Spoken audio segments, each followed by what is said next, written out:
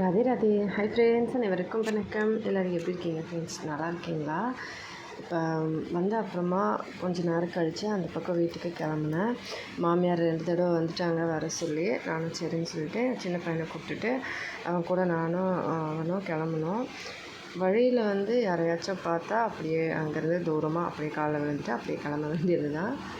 புது மருமக மட்டுமே இல்லாமல் ஒடிசாவில் கல்யாணம் ஆகி 10-15 வருஷம் வரைக்குமே மோஸ்ட்லி யாரும் வெளியே வர மாட்டாங்க. அந்த மாதிரி தான் நானும் ட்ரெஸ்ஸிங்க்கு தலை மேலே போட்டுட்டு கிளம்பியிருந்தேன். எல்லோரும் இந்த பக்கம் ரோட் சைடில் யாராச்சும் இருக்காங்களான்னு பார்த்துட்டு அப்படியே கிளம்புனேன். அங்கேருந்து போகும்போது எங்கள் பெரிய மூத்தார் உட்காந்துட்டு இருந்தாங்க. அங்கேருந்து தூரமாக அப்படியே காலில் விழுந்துட்டு அதுக்கப்புறம் வீட்டுக்குள்ளே வந்தாச்சு. இந்த பக்கம் இப்படி தான் தலையில் கவர் பண்ணிவிட்டு வந்தேன். அதுக்கப்புறம் வெளியில் மாங்காய் மரத்தில் நல்ல மாங்காய்லாம் பழுத்து கொட்டி இருந்துச்சு. எங்கள் பெரிய ஓரக்குத்தி என்னோடய ஓரக்குத்தி இதை எடுத்து இந்த மாதிரி அம்பசடா பண்ணி வச்சுருந்தாங்க.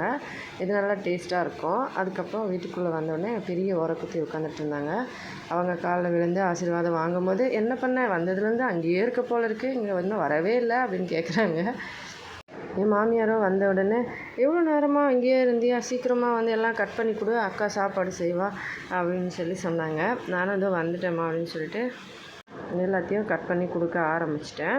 அவங்க இரு பரவாயில்ல கொஞ்ச நேரம் உட்கார டீ குடிச்சிட்டு அப்புறமா பண்ணுவேன். ஆக்சுவலாக அவங்க ஃபஸ்ட்டே சொல்லியிருப்பாங்க மாமியார்கிட்ட, இன்னுமே வரலையே என்ன பண்ணிகிட்ருக்கான்னு சொல்லி. அதை தான் எங்கள் மாமியார் நான் வந்தவுடனே கேட்குறாங்க. ஆக்சுவலாக இவங்களுக்கு அந்தளவுக்கு விவரம்லாம் கிடையாது. அவங்க சொல்கிறத இவங்க ஜஸ்ட்டு காப்பி பேஸ்ட் மட்டும் பண்ணுவாங்க. பார்க்கும்போதே தெரியும் அவங்கள வெகுளித்தனமாக இருப்பாங்க. இவங்க எல்லாருக்கிட்டையும் எல்லாத்தையும் சொல்லிவிட்டு சைலண்ட்டாக எதுவும் சொல்லாத மாதிரி இருப்பாங்க. காய்கறி நான் கட் பண்ண உடனே பப்பாளி காயில் மட்டும் நல்லா தோல் எடுக்கணும் அப்படின்னு சொன்னாங்க. அதுக்கப்புறம் எங்கள் மூத்தார் வந்தாங்க. நான் அங்கேருந்தே அப்படியே கால் விழுந்துட்டேன்.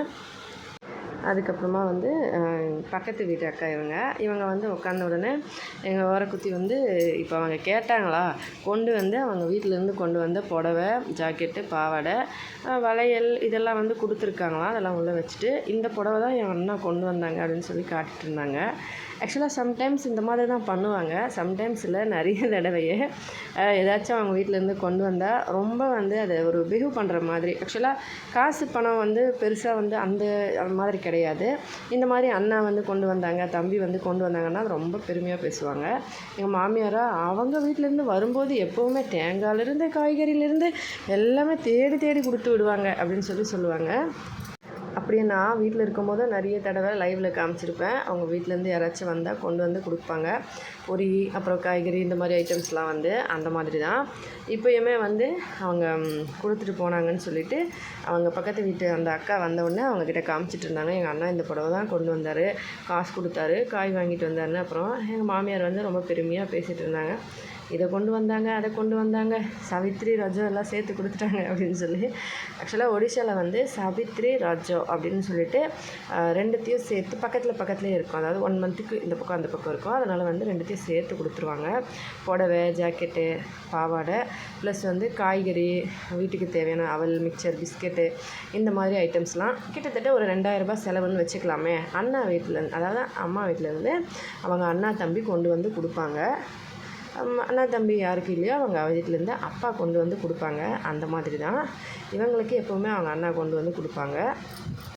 அவங்க வீட்டிலேருந்து ஏதாவது கொஞ்சமாக வந்தாலும் இதை கொடுத்தாங்க, அதை கொடுத்தாங்க, எங்கள் அண்ணா இப்படி வாங்கிட்டு வந்தாங்க, அப்படி வாங்கிட்டு வந்தாங்கன்னு சொல்லி அடிக்கடி சொல்லுவாங்க. சம்டைம்ஸ் அவங்க வீட்டிலேருந்து அவங்க அப்பா அடிக்கடி பார்ப்பாங்க, அவங்க அண்ணா அடிக்கடி வருவாங்க, அவங்க அக்கா வருவாங்க. திருவிழா டைமில் நான் வீடியோ காமிச்சிருந்தேன். அதுக்கப்புறம் அவங்க அம்மா, அவங்க அண்ணி, சம்டைம்ஸ் அதாவது அவங்க அத்தை, சித்தி, அந்த மாதிரி அடிக்கடி வருவாங்க. அவங்க வரும்போதெல்லாம் இப்போ பொண்ணு வீட்டுக்கு வரும்போது இவங்க புடவை எடுத்து கொடுக்குறது, அந்த மாதிரி பண்ணுறதெல்லாம் பண்ணுவாங்க.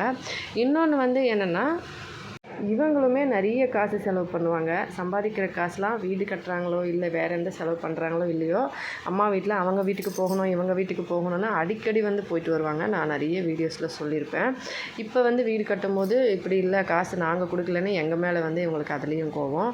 அது இந்த டைமில் இந்த நிலமையில நாங்கள் எங்கே ஹெல்ப் பண்ணுறது அப்படின்னு சொல்லி எல்லா தடவையும் நான் நிறைய வீடியோஸில் சொல்லியிருப்பேன். சரி, ஓகே, குடும்பம் அதெல்லாம் சகஜம்தான், பார்த்துக்கலாம் அப்படின்னு சொல்லிட்டு நான் அதெல்லாம் சரியாக அந்தளவுக்கு பெருசு பண்ண மாட்டேன்.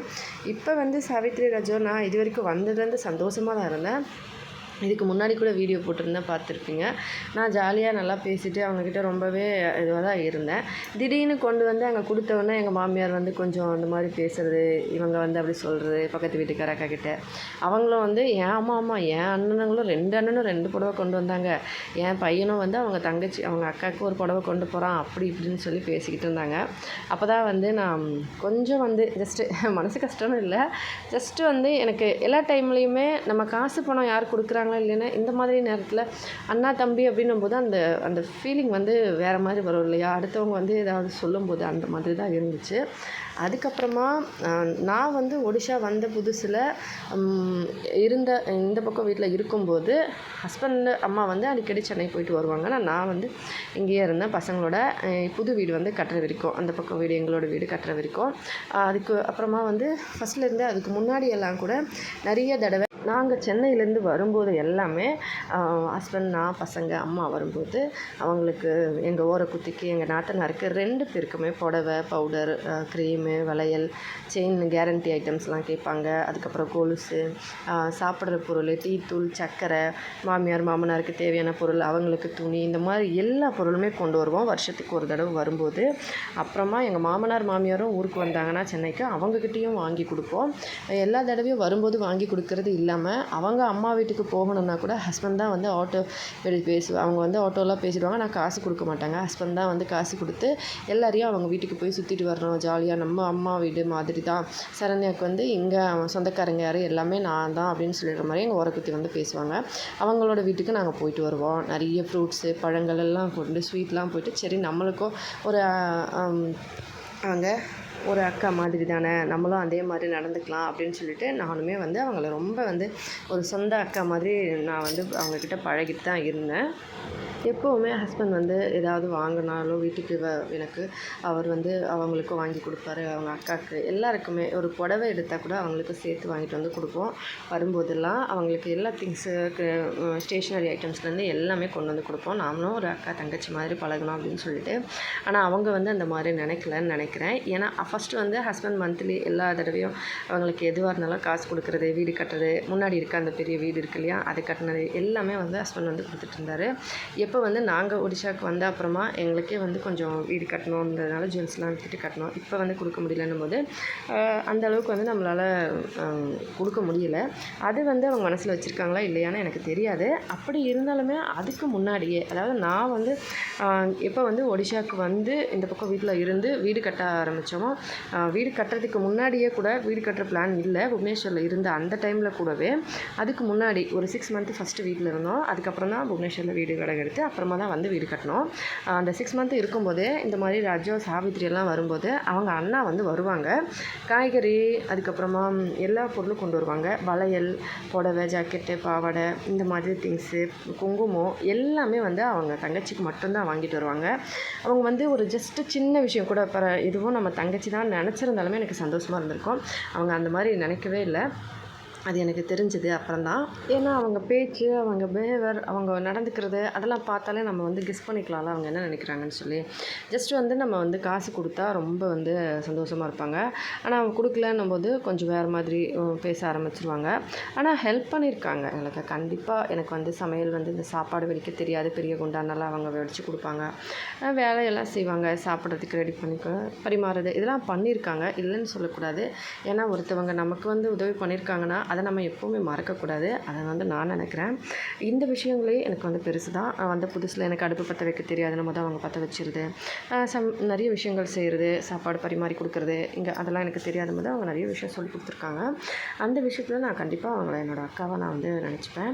ஆனால் இந்த மாதிரி விஷயங்கள் தான் என்னென்னா அவங்க தான் வந்து ரொம்ப பெருசு. அந்த மாதிரி வந்த புதுசில் அந்த டைமில் எங்ககிட்ட காசுலாம் நல்லாவே இருந்தது. வீடு கட்டுறதுக்கு முன்னாடி தானே காசு இருக்குது, நம்ம எல்லாம் வாங்கிக்கலாம், அவங்க என்னென்ன வந்து நமக்கு பார்க்குறது அப்படியெல்லாம் வந்து நமக்கு தோணலை. நமக்கு வந்து ஜஸ்ட்டு வந்து ஏன்னா நான் சின்ன வயசுலேருந்து என்னோடய ஃபேமிலியோட நிலைமை எப்படி, நான் எப்படி வளர்ந்தேன், அது எல்லாமே நான் வந்து உங்கள் எல்லாருக்கிட்டையுமே வந்து ஷேர் பண்ணியிருக்கேன். எங்கள் குடும்பத்து ஆளுங்க எப்படி அந்த மாதிரியெல்லாம்.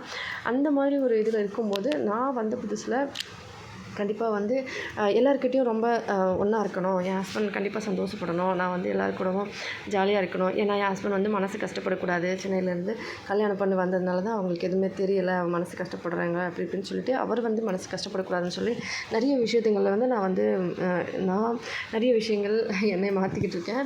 அந்த மாதிரி தான் நானும் நினச்சேன். இவங்களும் அந்த மாதிரி என்னை பற்றி நினைக்க தேவையில்லை. கண்டிப்பாக என் ஹஸ்பண்டை வந்து கண்டிப்பாக அவர் எவ்வளோ வந்து சப்போர்ட்டிவ் அப்படின்னா, ஃபஸ்ட்லலாம் மேரேஜ்க்கு முன்னாடியே அவர் நிறைய காசு வந்து கொடுப்பாரு. இவங்களுக்கு மட்டுமா, அப்பா அம்மாவுக்கு கொடுக்குறது நம்ம கடமை, ஒரு அக்காவுக்கு கொடுக்குறோம் ஓகே. அண்ணா வந்து அவங்க கல்யாணம் பண்ணி அவங்க வீட்டில் இருக்கன்னும் போது அவங்களுக்கும் கொடுக்குறாரு. ப்ளஸ் பெரியவங்க சின்னவங்க எல்லாருக்குமே அவர் கொடுப்பாரு. ஏன்னா இன்கம் பண்ணுறோம் அப்படின்னும் போது சரி அவங்க கேட்குறாங்கன்னா நம்ம இல்லைன்னு சொல்லக்கூடாது. அந்த மாதிரி ஒரு பிள்ளையார் சதுர்த்தி, ஒரு பிறந்தநாள், ஒரு ஏதாவது வருதுன்னா காசு கொடுக்குறது, ஒரு நல்ல விஷயம்னா காசு கொடுக்குறது, வீடு கட்டணும்னா காசு, எல்லாத்துலேயுமே அவர் நல்லது தான் நினைப்பார். அவங்க நம்ம ஃபேமிலி நம்ம இது அப்படி தான் நினைப்பார். ஆனால் அவங்க வந்து அதே மாதிரி அவரை நினைக்கணும் அப்படின்னு தான் நான் நினச்சேன். மற்றபடி வந்து வேறு ரொம்ப அதிகமாக வந்து நான் எதிர்பார்க்கல. இவங்க வந்து அந்த மாதிரி நினைக்கலனாலுமே இப்போ வரைக்குமே கூட என் ஹஸ்பண்ட் வந்து கண்டிப்பாக வந்து நம்ம அண்ணா, என் அண்ணா வந்து நான் சின்ன வயசில் இருக்கும்போது எனக்கு புக்ஸ்லாம் வாங்கி கொடுத்துருக்காரு, நோட்ஸ்லாம் நான் படிக்கும்போது அப்போ வந்து கஷ்டமாக இருக்கிற டைமில் அவர் வந்து வாங்கி கொடுப்பாரு. உனக்கு தெரியுமா அப்படின்னெல்லாம் சொல்லுவார். அதுக்கப்புறம் நீங்கள் எவ்வளவோ பண்ணியிருக்கீங்க, அப்போ கூட அண்ணா வாங்கி கொடுத்தது மறக்கலையே அப்படின்னு சொல்லி நான் ஒரு தடவை சொல்லும்போது அவர் வந்து கண்டிப்பாக மறக்கக்கூடாது, அவங்க இப்போ பண்ணலை, அவங்க அண்ணி வந்து அப்புறமா அவங்க மாறிட்டாங்க அப்படின்றதுக்காக நம்ம வந்து நம்ம கடமையை விட்டு கொடுக்கக்கூடாது. நான் சின்ன வயசில் இருக்கும்போது எனக்கு இப்படி பார்த்துருக்காரு அப்படி பார்த்துருக்கான்றது எதுக்காக, நான் அவரோட தம்பி அப்படின்றதுனால தான் நான் என் மேலே பாசமாக இருந்திருக்காரு, அதை நான் மறக்கக்கூடாது இல்லையா. ஒருத்தவங்க நல்லதை நமக்கு பண்ணியிருக்காங்கன்னா அதை நம்ம எப்போவுமே மறக்கக்கூடாது அப்படின்னு சொல்லுவார். நானும் சரிங்கன்னு சொல்லிட்டு எதுவுமே வந்து நான் அவரை வந்து நான் புரிஞ்சுட்டு அதுக்கப்புறமா ஓகே அப்படின்னு சொல்லி நான் எல்லாத்துலேயும் புரிஞ்சுக்கிட்டேன். மெயினான விஷயம் வந்து அவங்க எங்ககிட்ட சொல்லியிருந்தாலுமே சரண்யா வந்து இந்த மாதிரி அந்த அவங்க அம்மா வீடு சென்னை இங்கே இருக்காங்க, ஜஸ்ட் வந்து நம்ம எதுவுமே கொடுக்க தேவையில்லை, ஜஸ்ட்டு ஒரு ஏதாவது ஒரு சின்ன பொருளாச்சும் அவங்களுக்கு அது ஒரு நம்ம அவங்க அக்கா தங்கச்சிக்கு வாங்கிட்டு வராங்க அப்படின்னும் போது ஏதாவது ஒரு சின்ன பொருளாச்சும் சரண்யாக்கோ அவங்க பசங்களுக்கோ வாங்கிட்டு வந்து அவங்க கொடுக்கலாம். பரவாயில்ல, அந்த பொண்ணுக்கோ இங்கே பக்கத்தில் யார் இருக்காங்க, அப்பா வந்து இல்லை, அம்மா ஒண்டி தான், அவங்க அண்ணா தம்பியும் கிடையாது, நம்ம வந்து ஏதாவது ஒரு 10 ரூபா பொருள் கூட அவங்க வாங்கி கொடுத்துருந்தா நான் ரொம்ப சந்தோஷப்பட்டிருப்பேன்.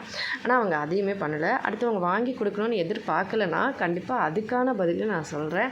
என் ஹஸ்பண்ட் வந்து என்னை எப்படி பார்த்துப்பாருன்னு சொல்லி. கண்டிப்பாக அந்த டைம் மேரேஜ் ஆனதுக்கப்புறம் நான் நிறைய ஜுவல்ஸ் வந்து நிறையன்ற அளவுக்கு ரொம்ப அந்த அளவுக்குலாம் இல்லை, ஜஸ்ட்டு கொஞ்சமாக ஜுவல்ஸு என் அம்மாவால் முடிஞ்சது வாங்கி கொடுத்தாங்க, என் ஹஸ்பண்டால் முடிஞ்சது எனக்கு வாங்கி கொடுத்தாங்க. அந்த மாதிரி தான் அந்த விதத்தில் நான் கண்டிப்பாக எல்லாமே வச்சுருந்தேன். அவங்க வாங்கி கொடுக்கணும், இதை பண்ணணும் அப்படின்னு சொல்லி நான் என்றைக்குமே நினச்சதில்லை.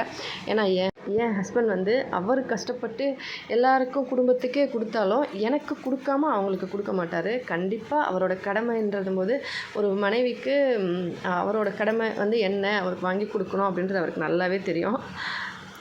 இந்த இடத்துலலாம் என்னால் பேச முடியல. நான் வந்து 2-3 தடவை ஸ்டாப் பண்ணிட்டேன். அதுக்கப்புறமா வாய்ஸ் ஓவர் கொடுத்தேன். எல்லாமே ஓகே, ஒன்றும் பிரச்சனை கிடையாது. ஆனால் இங்கே வந்து அண்ணா தம்பி வந்து இருக்கணும் அப்படின்றது ரொம்ப வந்து இதுவாக நினைப்பாங்க. ஏன்னா ஒரு 4-5 தடவை வந்து வருஷத்துக்கு அண்ணா தம்பி வந்து வீட்டுக்கு கொண்டு வந்து கொடுக்கணும். பிரதமாஷ்டமி, சாவித்ரி, ராஜ்யம், அதுக்கப்புறம் நிறைய விஷயங்கள் அந்த மாதிரி இருக்குது.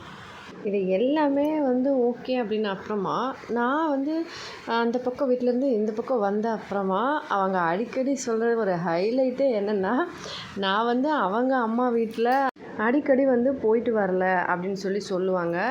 எல்லா டைம்லேயும் வந்து எங்கள் வீட்டுக்கு போயிட்டு வந்தால் ஆகாதா, எங்கள் வீட்டுக்கு வந்து ஃபோன் பண்ணி பேசுகிறது, எங்கள் வீட்டில் நல்லா பழகிறது, அதுக்கப்புறமா வந்து என் அண்ணாவுக்கு வந்து அண்ணா மாதிரி நினைக்கணும், எங்கள் வீட்டுக்கு அடிக்கடி போகணும் வரணும், அந்த மாதிரி எல்லாம் பண்ணாதானே அவன் மேலே பாசம் வரும்.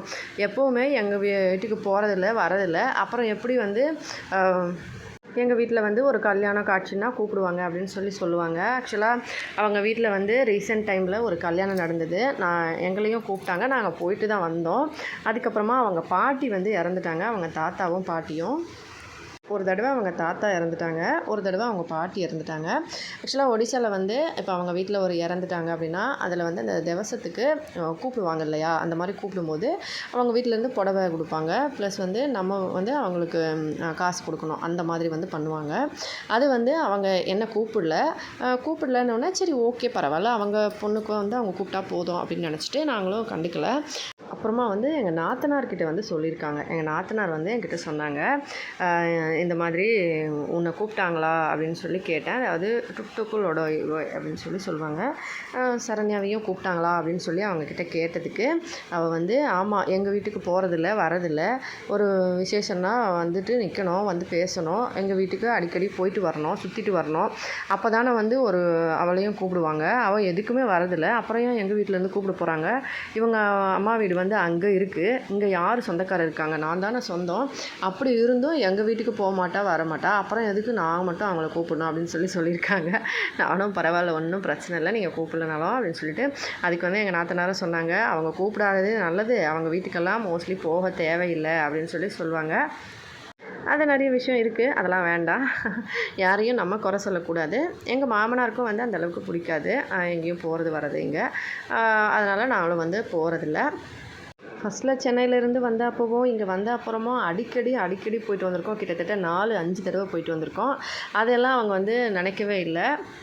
நம்ம வீட்டுக்கு ஒரு தங்கச்சி மாதிரி அடிக்கடி வராங்க, அது வாங்கிட்டு வந்து எவ்வளோ காசு செலவு பண்ணி ஆட்டோலாம் வச்சு வந்து நம்ம வீட்டுக்கு வராங்களே, அப்போ அவங்களும் நம்ம தங்கச்சின்னு நினைக்கணும்னு அவங்க அப்போ நினைக்கல. அதுதான் வந்து எங்கள் நாத்தனார் என்கிட்ட சொன்னாங்க, எவ்வளோ காசு செலவு பண்ணி அவங்க வீட்டுக்கு அடிக்கடி போயிட்டு வருவேன், அப்போல்லாம் தெரியல, இப்போ நீ வந்து முதல்ல போகணுமா, ஏன் இப்போ அவங்களே முதல்ல வந்து உன்னை கூப்பிட வேண்டியதானே, உன்னை தங்கச்சியை நினச்சி நான் கூப்பிட்றேன் வான்னு சொல்லி, அவங்க ஏன் கூப்பிட்றதில்ல, அப்புறம் எதுக்கு போகணும், ஒன்றும் தேவையில்லை விட, அவங்க கூப்பிடாது போனதே ரொம்ப நல்லதுன்னு நானும் நினச்சிட்டு இருந்தேன் அப்படின்னு சொல்லி எங்கள் நாத்தனார் சொன்னாங்க. எங்கள் நாத்தனார் எனக்காக சொன்னாங்கன்னா எனக்கு தெரியல. இதில் வந்து நான் யார்கிட்ட வந்து அவங்க ஒரு விதமாக நினைப்பாங்க, ஓரை குத்தி அவங்க ஒரு விதமாக, இவங்க அவங்கள பற்றி பேசுவாங்க, அவங்க இவங்கள பற்றி பேசுவாங்க. அதனால் வந்து எதையும் கண்டுக்காமல் நம்ம வந்து நடுவில் 2 பேர்கிட்டையுமே நல்லா பேசிகிட்டு இருந்துக்கணும். ஆனால் அவங்க எது சொன்னாலும் நான் இவங்ககிட்டையும் சொல்ல மாட்டேன், இவங்க என்ன சொன்னாலும் நான் அவங்ககிட்டையும் சொல்ல மாட்டேன். நாம் எல்லார்கிட்டையும் நல்லாவே வந்து பேசிக்கலாம், எதுக்கு யார் மனசையும் காயப்படுத்தணும், நம்ம எதுக்கும் சொல்ல தேவையில்லை அப்படின்னு சொல்லி நினப்பேன். ஆனால் அவங்க அப்படி கிடையாது, அவங்க என்ன பேசினாலும் என்கிட்ட சொல்லிவிடுவாங்க. அதுதான் வந்து சம்டைம்ஸ் எனக்கு மனசு கஷ்டமாக இருக்கும். மற்றபடி வேறு எந்த விஷயமும் அவ்வளோவா பெருசாக எடுத்துக்க மாட்டேன். எல்லோரும் நம்ம குடும்பம் தானே, அதனால் எதையும் பெருசு பண்ணக்கூடாது அப்படின்னு சொல்லி நினப்பேன். ஒரு சில டைமில் வந்து நமக்கு கொஞ்சம் அன்கம்ஃபர்டபுளாக ஃபீல் ஆகும்ல, அந்த மாதிரி நான் வந்து எல்லா விதத்துலேயும் என் ஹஸ்பண்ட் வந்து எங்கள் வீட்டுக்காக இந்த வீடு வந்து இவங்க இருக்கிறதுக்கு கல்யாணம் பண்ணும்போது கட்டின வீடும் ஹஸ்பண்ட் வந்து கட்டினது தான். ஏன்னா எங்கள் பெரிய மூத்தார் வந்து மோஸ்ட்லி சென்னை போக மாட்டார், போனால் 6 மாதம் இருப்பார், வந்துடுவார், இங்கே 6 மாதம் இருப்பார். கல்யாணத்துக்கு அப்புறமா கூட அதே மாதிரி தான், ஒரு 6 மாதம் அங்கேருந்து 6 மாதம் இங்கே இருப்பார், ஒரு 2 தடவை போயிட்டு வந்திருப்பார். கிட்டத்தட்ட ஒரு 7-8 வருஷம் ஆச்சு இங்கேயே தான் இருக்காங்க. அவங்க வந்து சென்னைக்கு போனதில்லை. அப்புறம் எப்படி காசு கொடுப்பாங்க, எல்லாமே எங்கள் மாமனாருக்கு நாங்கள் கொடுக்குற காசு வச்சு தான் எல்லாமே பண்ணுவாங்க. அந்த முன்னாடி இருக்கிற வீடு கட்டினது, இந்த வீடு வந்து அந்த உடஞ்சாப்ப நான் ஆல்ரெடி சொல்லியிருப்பேன், காசு கொடுத்து வீடு வந்து கட்டினது எல்லாமே. அப்படி இருந்துமே வந்து இந்த மாதிரி சின்ன சின்ன விஷயங்கள் வந்து அவங்க பேசும்போது கொஞ்சம் அன்கம்ஃபர்டபுளாக இருக்கும். சம்டைம்ஸ் வந்து எப்படின்னா, இப்போ எங்கள் என்ன பேசிக்கிறாங்கன்னா, எனக்கெல்லாம் வீட்டிலேருந்து வரோம், ஆனால் எங்கள் வீட்டிலலாம் அப்படி கொடுப்பாங்க இப்படி கொடுப்பாங்கன்னு சொன்னாங்க. ஆக்சுவலாக காசு வந்து பெருசு கிடையாது, அவங்க 1000 ரூபாவோட பொருள் கொடுத்துருந்தாலும் அது வந்து அந்த அவங்க சொல்லி காட்டும்போது தான் நமக்கு வந்து கொஞ்சம் அன்கம்ஃபர்டபுளாக இருக்கும். என்னென்னா என் அண்ணன்லாம் முதல்லையே 4 நாள் முன்னாடியே வந்து கொடுத்துட்டாங்க. அப்புறம் எங்கள் மாமியார் சொல்லுவாங்க, ஜாரி வீட்டில் வந்த உடனே நான் கொண்டு போய் எல்லாேருக்கும் கொடுத்துட்டு வந்துட்டேனே, எல்லோரும் சொல்லுவாங்க, ஓ அவங்க வீட்டிலேருந்து வந்துருச்சா தான் கொண்டு வந்திருக்கீங்களா அப்படின்னு சொல்லுவாங்க. சம்டைம்ஸ் வந்து நான் இந்த பக்கம் வீட்டில் இருக்கும்போது அதே மாதிரி தான் பண்ணுவாங்க. நிறைய தடவை நான் அவங்க வீட்டுக்கு போகணும், ஒடிஷா வந்த புதுசில் அவங்க வீட்டுக்கு போகிறதுக்கு ஆட்டோ வந்து என் ஹஸ்பண்ட் ரெடி பண்ணுவார். ஆட்டோ வந்து 1000 ரூபா கொடுத்து எல்லாரையும் கூட்டிகிட்டு அவங்க வீட்டுக்கு போயிட்டு எல்லாம் இது கொடுத்து ஸ்வீட்ஸ்லாம் கொண்டு போய் அவங்க வீட்டில் சுற்றி பார்த்துட்டு வர்றது, இந்த மாதிரி பொருட்கள்லாம் இவர் தான் செலவு பண்ணுவார். அவங்க எதுவுமே கண்டுக்க மாட்டாங்க, ஏன்னா அப்பா அம்மாவுக்கு சாப்பாடு செஞ்சு கொடுக்குறேன் அந்த ஒரே வார்த்தை தான். அதனால் வந்து ஹஸ்பண்ட் எல்லாத்தையுமே சரி அப்பா அம்மா வந்து அவங்கக்கிட்ட திருப்தியாக சாப்பிட்றாங்கன்னா நம்ம அவங்க மனசை கஷ்டப்படுத்தக்கூடாது அப்படின்ற அந்த ஒரே விஷயத்துக்காக எல்லாத்தையுமே கண்டுக்க மாட்டார். எல்லாமே ஓகே ஓகே ஓகே, அவங்க என்ன தான் சொன்னாலுமே இவர் எல்லாத்துலேயும் ஓகே சொல்லிப்பார், எதுவுமே வந்து வேணாம் சொல்ல மாட்டார். ஆனால் இப்போ வந்து சம்டைம்ஸ் வந்து எனக்கு மனசு கஷ்டமாக இருக்கும் அப்படின்னும் போது நான் ஆல்ரெடி ஒரு வீடியோவில் சொல்லியிருப்பேன். சாவித்திரி டைமில் அவங்க வீட்டில் வந்து அவங்க அண்ணா வந்து வந்திருந்தாங்க, புடவை வளையல் குங்குமம் எல்லாமே வந்து ஒரு 1000 ரூபாய் கிட்டத்தட்ட திங்ஸ் வந்து வீட்டுக்கு வந்துட்டு இந்த பக்கம் கொடுக்கும்போது என் ஹஸ்பண்டும் அம்மாவும் வந்து அப்போ இங்கே தான் வீட்டில் தான் இருந்தாங்க, சென்னை போகல. அவங்க வீட்டிலேருந்து கொண்டு வந்த உடனே அவங்க அண்ணா வந்து அவங்களுக்கு ஒரு புடவை, இப்போ வளையல், குங்குமம், பழங்கள், காய்கறி எல்லாமே கொண்டு வந்தாங்க. கொண்டு வந்து கொடுத்துட்டு என்ன சொன்னாங்கன்னா, முதல்ல வந்துட்டேன், சீக்கிரமாக வந்துட்டேன் சார், வெயிட் பண்ணக்கூடாதுல்ல தங்கச்சி, அதனால் வந்துட்டேன் அப்படின்னு சொல்லும்போது, அவங்க சொன்னது வந்து எனக்கு பெருசு இல்லை. ஆனால் அவங்க சொல்லும்போது வந்து அவங்க வேறு ஏதோ ஒரு இதில் சொல்கிறாங்க அப்படின்னு தோணுச்சு. அதுக்கப்புறமா வந்து பார்த்தா என் ஹஸ்பண்ட் அடுத்த நாள் அதை புரிஞ்சுக்கிட்டாரு. என்னை வந்து கூட்டிகிட்டு போயிட்டு கடைக்கு, சரி நம்ம கடைக்கு போகலாமா, உனக்கு புடவை வாங்கணும் அப்படின்னு சொன்னார். அம்மா வந்து காசு வச்சுருந்தாங்க. அம்மா கொடுத்தா என்ன, இவர் கொடுத்தா என்னன்னு சொல்லிட்டு காசு வந்து அம்மா கிட்ட வாங்கினேன், நீ வச்சுக்கோ, எனக்கு செலவுக்கு கொடுக்குறேன், நான் புடவை வாங்கிட்டு வரேன்னு சொல்லிட்டு கடைக்கு கூட்டிகிட்டு போனார். எனக்கு இன்றைக்கி அது பேசுன மாதிரி இருந்துச்சு.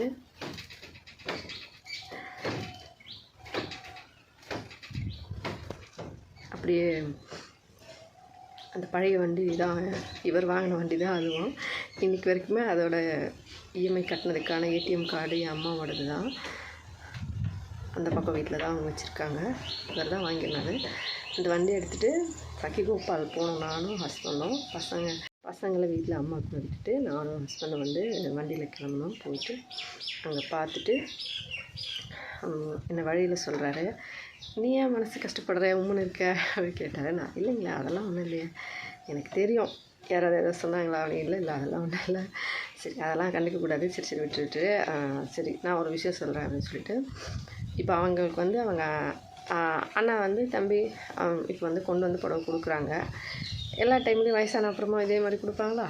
இல்லை. ஏன்னா இப்போ என் அம்மாவுக்கு பாரு, கொஞ்சம் வயசான அப்புறமா அவங்களுக்கு கொடுக்கல. அதே மாதிரி கொடுத்தாலும் ஏதாவது அவள் அந்த மாதிரி கொஞ்சம் பொருட்கள் கொடுப்பாங்க, அவ்வளோதான். ஆனால் உனக்கு அப்படி இல்லையே, நான் உனக்கு எல்லா தடவையும் நானே வாங்கி கொடுப்பேன். இப்போ அவங்களுக்கு அவங்க அண்ணா புடவை கொண்டு வந்திருக்காரு, அவங்களுக்கு அந்த கலர் பிடிக்குமா பிடிக்காதா, அந்த டிசைன் பிடிக்குமா பிடிக்காதா, அதெல்லாம் அவங்களுக்கு தெரியாது. ஆனால் உனக்கு அப்படி இல்லை, நானே உன்னை கடைக்கு கூட்டிகிட்டு போயிட்டு நானே வந்து வாங்கி கொடுப்பேன், உனக்கு பிடிச்ச மாதிரி நீ எல்லா தடவையும் வாங்கிக்கலாம் அப்படின்னு சொல்லுவார். அப்புறம் இதெல்லாம் ஏன் ஃபீல் பண்ணிவிட்டு உனக்கு பிடிச்ச மாதிரி டிசைன்லாம் செலக்ட் பண்ணிப்பல அப்படின்னு சொல்லிட்டு என்னை கிண்டல் பண்ண மாதிரி சொன்னார். அதனால எப்போவுமே அவங்க வந்து வாங்கி கொடுத்தாங்க, அவங்க அக்கா தங்கச்சிக்கு அவங்களுக்கு இருக்காங்கனால வாங்கி கொடுக்கல. உனக்கு வந்து அந்த மாதிரி யாரும் இல்லை வாங்கி கொடுக்கலன்னு நினைக்காத. நான் எப்போவுமே உனக்கு பிடிச்ச மாதிரி உனக்கு என்ன வேணுமோ நான் வாங்கி தருவேன், மனசு கஷ்டப்படக்கூடாது சரியா. ஒடிஷாவில் வந்து அந்த மாதிரி தான் மோஸ்ட்லி வந்து அக்கா தங்கச்சிங்களுக்கு கொஞ்சம் அந்த மாதிரி பார்ப்பாங்க, நிறைய விஷயங்கள் இருக்குது. அதனால் அவங்க பேசுகிறாங்க, நீ அதெல்லாம் பெருசாக எடுத்துக்காத, அவங்களோட பார்த்தா நீ தான் வந்து அப்படியே அதெல்லாம் பேசிவிட்டு ஐஸ் வச்ச மாதிரி நிறைய விஷயம் சொல்லுவார். அதுக்கப்புறமா நான் புரிஞ்சுக்கிட்டேன். ஆனாலும் மனசில் வந்து சம்டைம்ஸ் தோணும், அவங்க இந்த பக்கம் வீட்டிலேருந்து நான் அந்த பக்கம் வீட்டுக்கு வந்த அப்புறமாவும் அவங்க வீட்டிலேருந்து ஏதாவது கொண்டு வந்தோடனே எங்கள் மாமியார் வந்து, நான் லைவில் கூட நிறைய தடவை காமிச்சிருப்பேன், கொண்டு வந்து அவங்க வீட்டிலேருந்து கொண்டு வந்தாங்க. அவங்க அம்மா பார்க்க வந்தாங்க, அவங்க அண்ணா பார்க்க வந்தாங்க, அவங்க அப்பா பார்க்க வந்தாங்க, அவங்க அத்தை பார்க்க வந்தாங்க, அவங்க மாமா பார்க்க வந்தாங்க. அவங்க வாங்கிட்டு வந்தாங்க, இவங்க வாங்கிட்டு வந்தாங்க. ஒரு நாள் வந்து அவங்க அக்கா தங்கச்சி 2 பேரும் ஆட்டோவில் வந்திருந்தாங்க. நகை வந்து தாலி கொண்டு வந்து கொடுத்தாங்க. இன்னொரு நாள் வந்து அவங்க கொலுசு கொண்டு வந்து கொடுத்தாங்க அப்படின்னு சொல்லி. ஆக்சுவலாக காசு இவங்க தான் கொடுப்பாங்க. அந்த காசில் அவங்க ஊரில் வந்து நகை நல்லா இருக்குன்னு சொல்லி அவங்க வாங்கிட்டு, இவங்க வந்து பேரம் பேச தெரியாது, வாங்க தெரியாதுன்னு சொல்லிட்டு அவங்க வாங்கி அவங்ககிட்ட கொடுத்து விடுவாங்க. அந்த மாதிரி கொடுத்து விடும்போது இந்த மாதிரி அவங்க அதை வந்து சொல்ல மாட்டாங்க. என்ன சொல்லுவாங்கன்னா, எங்கள் வீட்டிலேருந்து வந்து பெருமையாக கொடுத்தாங்க அப்படி தான் சொல்லுவாங்க. நான் காசு இவங்க கொடுப்பாங்க எல்லாருக்குமே தெரியும். எங்கள் மாமியார் வந்து அதெல்லாம் அவங்க சொல்ல மாட்டாங்க. அவங்க அண்ணா வந்து வாங்கிட்டு வந்தாங்களே, அவங்க தங்கச்சிக்காக அது வாங்கிட்டு வந்து கொடுத்துட்டு போனாங்க, இது வாங்கிட்டு வந்து கொடுத்துட்டு போனாங்க, அந்த மாதிரி வந்து சொல்லுவாங்க. காசு கொடுக்குறது பெரிய விஷயம் இல்லை. கண்டிப்பாக வந்து நான் வந்து இந்த மாதிரி விஷயத்துக்கெல்லாம் பெருசாக எடுத்துக்கவும் மாட்டேன், பெருசாக நினைக்கவும் மாட்டேன். ஆனால் நான் ரொம்ப பெருசாக நினைக்கிற விஷயம் என்னென்னா, எனக்கு ஒரு அண்ணனோ தம்பியோ என் அப்பாவோ இருந்திருந்தா கண்டிப்பாக என் வீட்டுக்காரர் இவ்வளோ கஷ்டப்பட்டுட்டு ஸ்ட்ரகிள் பண்ணும்போது அவருக்கு ஒரு சப்போர்ட்காக யாராவது இருந்திருக்கலாம், அவருக்கு ஹெல்ப் பண்ணியிருப்பாங்க அப்படின்னு நினச்சிருப்பேன். அதுதான் எனக்கு வந்து ஒரு வருத்தம். ஏன்னா அவர் காசு சம்பாதிக்கிற அந்த டைமில் என்னை ரொம்பவே நல்லா என்னை பொறுத்த வரைக்கும் நான் ஒரு மகாராணி மாதிரி இருந்தேன்னு சொல்லுவேன். அந்தளவுக்கு என்னை நல்லா பார்த்துப்பாரு. இப்போ காசு இல்லைன்னும் போது கூட இப்போ கூட நான் அந்த மாதிரி தான் பார்த்துக்கிறாரு. ஆனால் அவர் ஸ்ட்ரகிள் பண்ணும்போது எனக்கு கொஞ்சம் மனசு கஷ்டம். ரெண்டாவது பசங்களையும் சரி, நாங்கள் ஒரு ஸ்டடிக்கு வரல, அதுதான் மனசு கஷ்டம். ஆனாலும் நிறைய நண்பர்கள் கடவுளாக பார்த்து எனக்கு எல்லோரையும் லைவில் வந்து இன்ட்ரடியூஸ் பண்ணாங்கன்னு சொல்லலாம். எவ்வளோ பேர் எனக்கு சப்போர்ட்டிவாக பேசுகிறாங்க, ஒரு அண்ணனா ஒரு தம்பியோ அந்த மாதிரி. அதெல்லாம் நினைக்கும் போது கண்டிப்பாக எனக்கு சந்தோஷம்தான். இருந்தாலும் எல்லாத்தோட பெரிய சப்போர்ட் அண்ணன், தம்பி, அப்பா இல்லைனாலும் என் அம்மா. இது 3 வந்து எனக்கும் என் பசங்களுக்கும் ஹெல்ப் பண்ணுறாங்கன்னு சொல்லுவோம். பசங்களை பார்த்துக்கிறது, கடையில் வேலை பார்க்குறது எல்லாமே. வசதி இல்லைனாலும் கண்டிப்பாக என்ன என் ஹஸ்பண்ட் மகாராணி மாதிரி பார்த்துக்கிறாரு. மற்றபடி வந்து இந்த மாதிரி விஷயத்துக்கெல்லாம் நான் அவ்வளோ ஃபீல் பண்ணுறதில்லை. இன்றைக்கி என்னன்னு தெரியல, நல்லாவே இருந்தேன். திடீர்னு இன்னும் சில விஷயங்களும் நடந்துச்சு. நான் ஃபோன் யூஸ் பண்ணுறதுனால அதெல்லாம் இதுக்கப்புறம் வர வீடியோஸில் நான் சொல்கிறேன். எல்லோரும் சந்தோஷமாக சேஃபாக பார்த்துருப்பீங்க. நன்றி, வணக்கம்.